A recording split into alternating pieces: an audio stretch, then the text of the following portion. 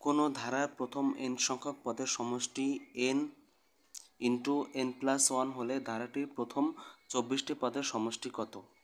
তো এখানে প্রশ্নেই এই সূত্র দেয়া আছে এবং প্রশ্নের সূত্র অনুযায়ী আমরা এটা সমাধান করব। তো এখানে প্রশ্নে দেয়া আছে n সংখ্যক পদের সমষ্টি n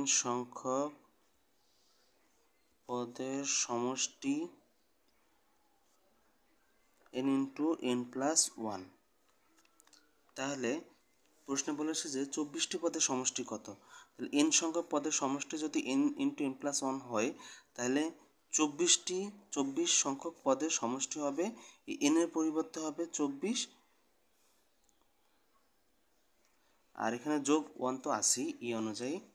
তো এখানে 24 গুণ 24 আর 1 25, তো 24 আর 25 দুটো গুণ করলে হবে 600। এই 600ই হবে হচ্ছে প্রথম 24টি পদের সমষ্টি।